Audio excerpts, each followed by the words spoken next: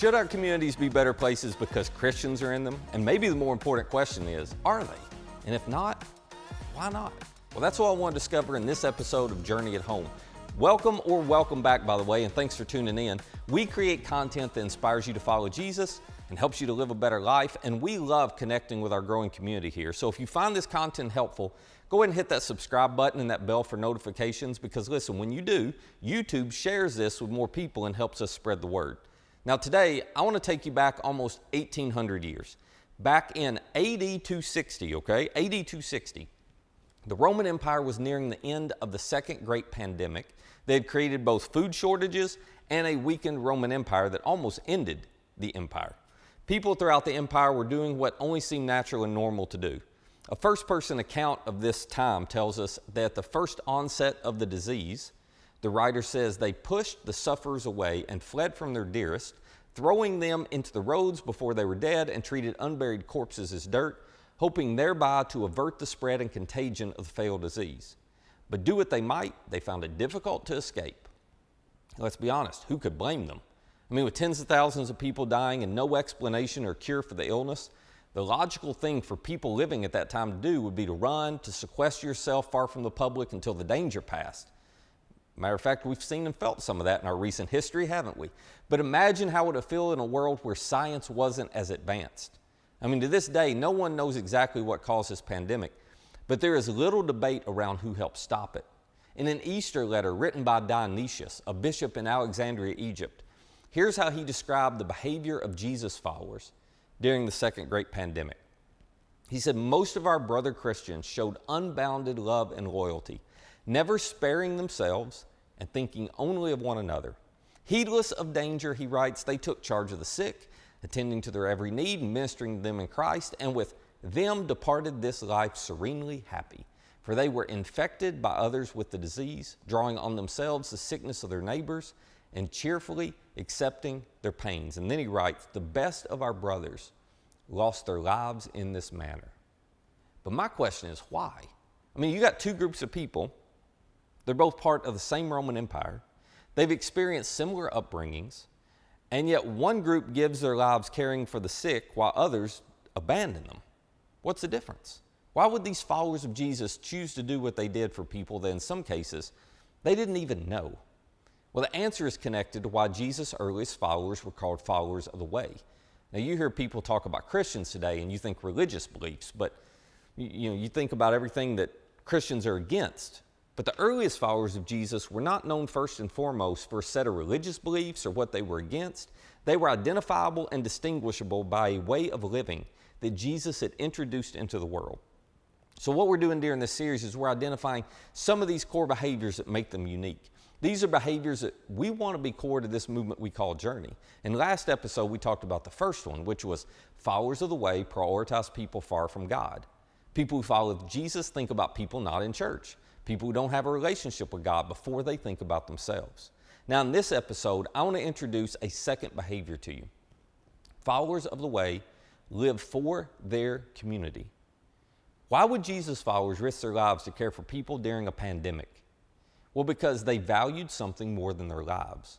They didn't fear death because they knew the one who had conquered death, so they could focus on making their communities a better place because of their presence. One day early in his ministry, Jesus stood on a hillside. He was teaching a large group of people who were curious about this new way of life he was introducing to the world. And he spelled out the purpose and the responsibility that his followers were supposed to carry. He said, you are the salt of the earth. Now, everybody listening to Jesus then knew exactly what he meant, because salt's primary purpose in their world was a preservative. Without refrigeration, it was the only way to keep their meat and their fish from rot and spoil and decay. So the message to them was loud and clear. He's going, when you follow me, when you adopt my way of life, your presence is going to be like a preservative for your community. You're going to make your community a better place to be by the way you live and by the way you love.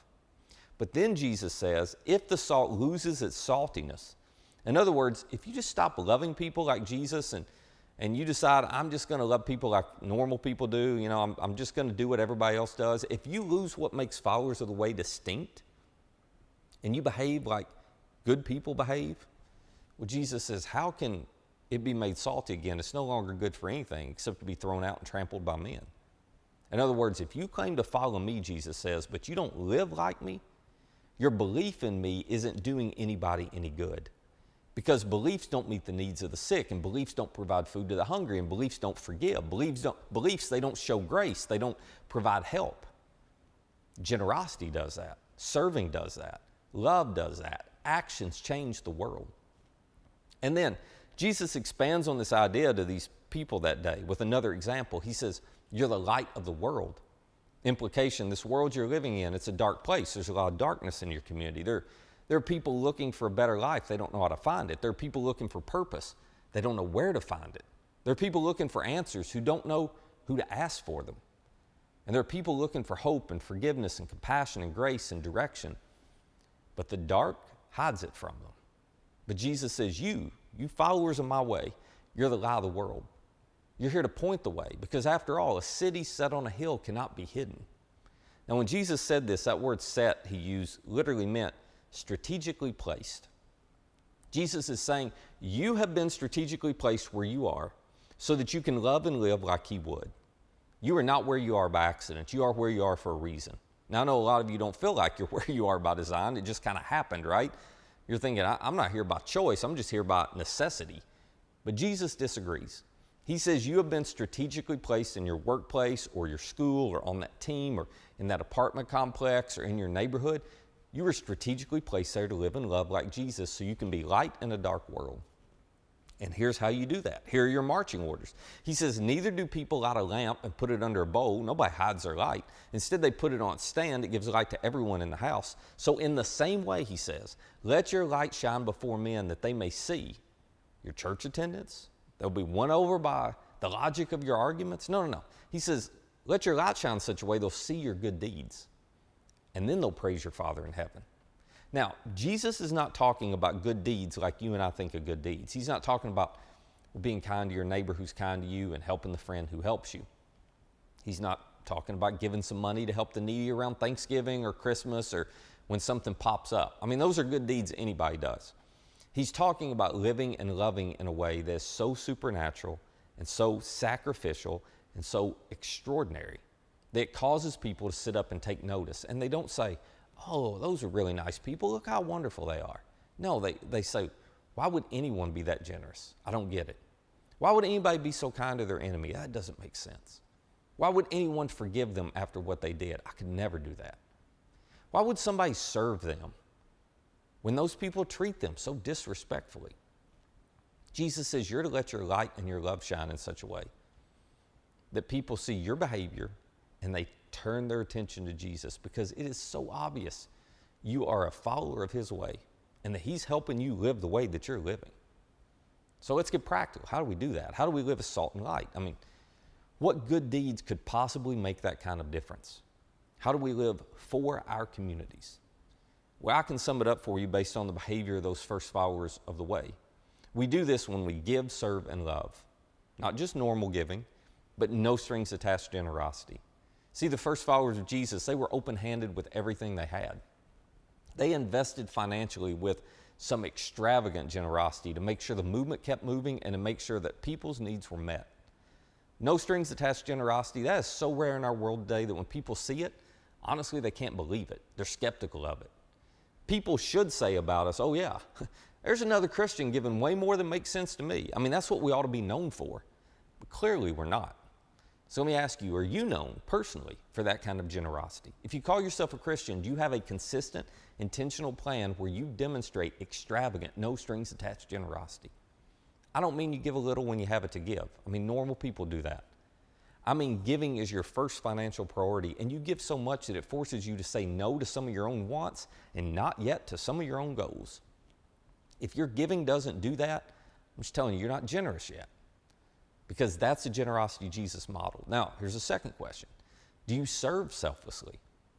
There's a difference in serving when it's convenient and serving when you can fit it in your schedule, and being a person who says no to themselves so you can serve others. See, followers of the way, they serve that way. They serve like their leader. They serve selflessly. They put the needs of others before themselves consistently. They're aware and they care about others as they go throughout their days. So when's the last time you prioritized serving somebody else above your own schedule or plans? And then followers of the way. Well, they love like no one else. They don't just love people who are like them. They love their enemies. They love people that, quite honestly, others find unlovable. They love people who don't like them. That's hard. They love people even when it costs them. See, we ought to love in such a way that people are drawn to the edges of our churches, our little Jesus movements, and they peer in and they go, I don't know if I want to be one of them, but look at how they treat each other. Look at how they help others. Look at how they respect women. Look at how they honor their marriages. Look at how they love. That's what we ought to be known for. So if you call yourself a Christian, how well are you practicing those 3 habits? Is that what you're known for? What do you need to do to grow? Listen, some of you, this just sounds basic and you wish I'd talk about deeper stuff, but the reason I come back to the same themes over and over is because this is deep. Trying to give and serve and love like Jesus has done to us, well, that puts us in way over our heads. That forces us to rely on God and to keep growing. That doesn't allow us the room to convince ourselves that we're good enough. That doesn't leave us the room to get arrogant or moralistic. So listen, if you're trying to dodge these things, it means you're not very good at them. That's what it means. Followers of the way, they give and they serve and they love and they let their light shine in such a way that people see their generosity and their serving and their love, their forgiving, and they pursue God because of it. They connect with God because of it. They follow Jesus because of it. Our community should be better places because we're present in them. But our beliefs alone will not make them better. Our giving, our serving, and our loving will. Followers of the way, they live for their communities. So let me encourage you, come on, you can do this. Be the light and do what's right. Give, serve, and love, and let's get better at being like Jesus.